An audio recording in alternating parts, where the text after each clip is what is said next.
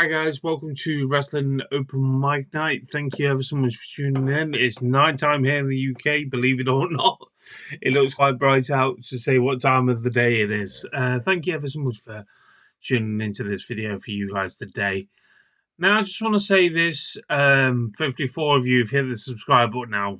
It's great to see people want to hit the subscribe button and support this channel and my opinions towards professional wrestling. I can't thank you enough. Every single one of you guys that has interacted with me, quite honestly, it blows my mind. You know, even if you find me through TikTok, even if you find me through YouTube or it comes on your algorithm, end of the day, I enjoy talking about professional wrestling. That's what I always bring. And today I want to talk about a few things. I really want to get this out there that I'm really looking forward to AEW's first ever women's Blood and Guts. I don't know when it's going to drop, guys. I do not know. But obviously, it was on Collision last night. And what I can take away from that is fantastic. Finally, for numerous of years, so many times we've had women factions put together, and we're always thinking the women's going to get finally a Blood and Guts match. Before people say in the comments, oh, they're copying WWE with War Games coming up. That's why they're doing it. So what? You know, because at the end of the day, they've got their own different talent and different styles and so on like that. But I'm intrigued to see where they go with this, when it's going to happen, and so on. I personally want this, right? I don't want it as a TV special. You know, we'll probably get it as a TV special, but I feel like save it for the pay-per-view. And I don't mean like the tailgate brawl they did for All Out. I don't mean that. I mean the actual pay-per-view card. These women deserve to be on the pay-per-view card. The worst thing about it is every match one that was on the tailgate brawl on Collision, that special episode we actually had for All Out, I literally thought they were going to be on the pre-show. You know, the 0 hour like they usually do. By the look of it, they're doing it in a different format, like doing it like a separate show, like the way they did Saturday or Sunday Night Heat, whatever you want to class it as, before the pay-per-view, which is a good thing, but don't put it on the same time as 0 hour, where it got me a bit confused, you know. I was a bit dumbfounded by that, but I did eventually get to watch it, and I enjoyed it, don't get me wrong, but I feel like this match stipulation should be, I would say, mid-card of the pay-per-view. We can't say headline, but we can do. We can throw that risk in because the women's division is thriving at the moment towards AEW as well as obviously WWE, to be honest. And that's me being honest with you, right? And NXT is going to be talked about on this video as well. So let's just say that Blood and Guts one is Trios of Madness. It's going to be, by looks of it, maybe a 3-on-3 or maybe a 5-on-5. Because at the end of the day, the group of women they've been putting together for the likes of the tailgate brawl, and then I'm like, my God, where else can they go with these women? We're finally getting that women's Blood and Guts. I really can't wait for it to see what actually materializes from these, because these women are feisty when they go into like sort of hardcore matches, like we've seen with the likes of Toni Storm versus Sky Blue and everything. You know, she ain't taking no prisoners. And I love the way Willow does certain things. Well, she's been doing certain hardcore matches. She needs to be a push towards the title soon. You know, not the TBS, the women's one. I'm hoping that happens before the end of the year. You know, I know we're going into October, but it looks interesting to see nothing but the least of what we can actually see from Willow. Is she the one who's going to be taking it away from Chris Statlander? Is she going to have the opportunity to hold that belt behind the end of the year? I just don't know, because it's quite interesting the way they're actually doing with Chris Statlander at the moment, now being the women's champion. I'm wondering who she's going to be facing. Is she going to be facing the likes of Toni Storm at the pay-per-view? Athena's going to be probably facing Beth Phoenix, I'm hoping, because obviously, when they're teasing about dream matches, you know, wrestlers' dreams around the corner, wordplay, and it works. If it works that way, I'm happy for that to actually happen. You know, it's great.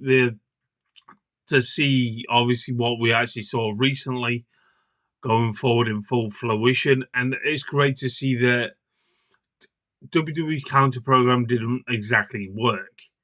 Even though, yes, it was on different time difference, with All Out, we literally had decent amount, but as wrestling fans could appreciate, AEW would appreciate they had a decent amount of buy rates, more than Double or Nothing, and that's saying something. So when I saw that reported today, that was actually a fantastic achievement for AEW to do so. Now, one thing that I did mention about earlier on is about NXT being mentioned. I want to say with NXT, right, I'm going to be brutally honest with you guys. I'm always brutally honest. I was really psyched that TNA's actually got a decent storyline. It beats the main roster currently in 2025. I was praising the living hell out of it. I think I mentioned it in a video. I'm not sure if it's here or just on TikTok. That I want this to done well. I want AJ Styles to be involved and everything. But they've already left plot holes in the storyline after the invasion. I was hoping there was going to be some way or form an invasion of TNA. I mean, WWE first off towards TNA Victory Road. Didn't happen. So I thought, okay, TNA, I'll give TNA the benefit of the doubt. It didn't invade fucking NXT No Mercy last night. I'm thinking, was people? What are you doing leaving plot holes in the story? Then all of a sudden you see announced an invasion special event to go head to head with the likes of AEW's Homecoming show in Jacksonville to obviously head to head with Invasion. And I'm thinking in my head, why are you doing this again? You not learned from the mad times that you've failed? The only reason why technically AEW's moved nights is because it accommodates other sports, which I feel like they should stand strong and say no, work around us. But it's not that easy, I know. But when I look at this invasion event, it's on the 7th of October, and I'm like, you've just rushed a golden opportunity to be the best storyline you've done for TNA in a long while. And AEW and the likes of WWE. Yeah, we never thought we'd see them work together, but we have over the past year, don't get me wrong, but the invasion part, you need more build to it. This is going to fall flat, I feel, because WWE at the moment love to rush storylines. They don't know how to build things, and this is another example of it. You had fucking fantastic opportunity for them to do something different for NXT, as well as TNA, history making, don't get me wrong, and you kind of blew it. We know what it's building towards, obviously the WWE buyout. Well, that's my own opinion. Probably a lot of people's now. And you're doing them Survivor Series style matches. What does this add to anything towards what you are building? You could have easily had someone like Shawn Michaels appear on the likes of TNA, do something like what you did in the invasion angle. I feel like 2001 and 2002 time is very underrated in the wrestling community. And that's just me being honest, because it made history. But when you look at the bigger picture of it, they're missing a fucking decent storyline they could have done. Because it really, really frustrates me. This does. I can't believe how much even though I've not watched it, you're wasting my time. You may have gave me a reason to watch TNA. You may give me a reason to watch NXT again. If you did the invasion parts, I guarantee a lot of NXT fans was tuning into Victory Road just because of hoping for an invasion retaliation.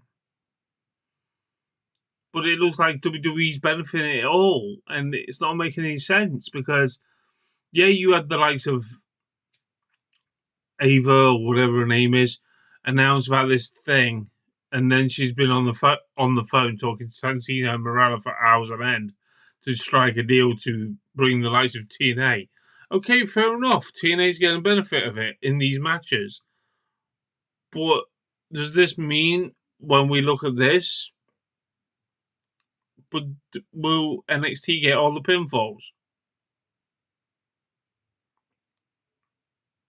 Because at the moment, this so-called working relationship is not a working relationship. That's not how it works. Yeah, fair enough. You gave TNA a lot of viewers. You gave them a lot of gross towards their pay-per-view. It's with having an NXT wrestler as your champion, and now the women's champion. You know, I know Ash by Elegance had to surrender a title, but you're literally putting NXT over. You're not putting NXT wrestlers over on the. You know what I mean? You're putting NXT over more than anything in this. You're not putting anything over towards TNA, so that's not a working relationship. It's just like me, all me, all me. No, that's mine, that's mine, that's mine, that's mine. That's not how it works to me. As a wrestling fan, you need to share the limelight. You know, granted they give them some screen time, but the problem is where it lies. When I've said in previous videos, 10 years ago, these companies never used to get on. I feel like this is why Scott D'Amore got fired from TNA, because he didn't want this to happen. It just feels like it out of the blue. And then all of a sudden, working on a relationship with WWE. Gail Kim gets fired. You know? They got rid of Andrade this past week because he don't want to speak the word of English. You're getting rid of a good talent there. There's possibilities. You're going to put him down AAA. Wait a minute, that's turning an English product. You know, it's just a mean way of acting. And that's just me being honest with you. Right? They're rushing this storyline. They could have made it golden. You know, I feel like the reason why they decided to rush it is because time is nearly up on the current deal, so they could literally put pen to paper. They could sign the deal. There you go, job done. What are they going to do? Pair on fucking the likes of a 0 hour show again towards some way or form WWE's pay per view? And Taylor says, "Yeah, we've bought out TNA." You know, you could have done so much with this. You know, you didn't even do this with AAA. You could have done this with AAA.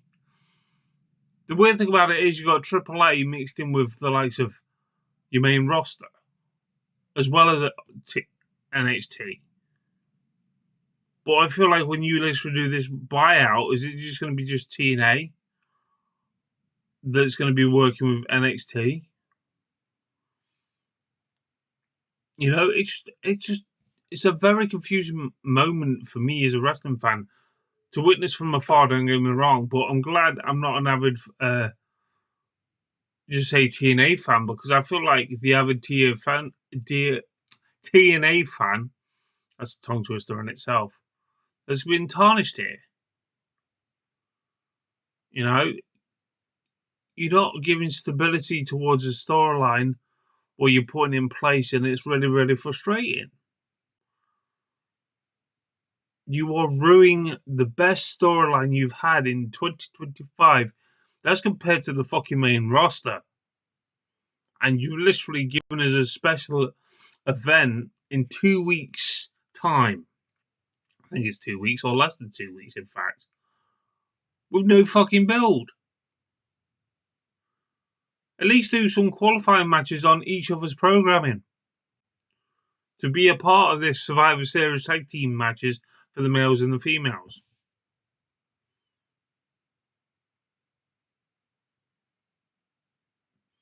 And then you've got the tag teams versus tag team champions of both brands facing each other. It's just awful. awful idea the way they've done it. And that's not me. Like I said to you, I've praised this, but you rushed this in the space of a couple of weeks. Nah, doesn't sit right with me. That's just me being honest with you. Tell me your thoughts down below. Anyway, I'm off now, guys. Thank you ever so much for subscribing, and keep on subscribing and that bell icon. Until next time, catch you guys soon.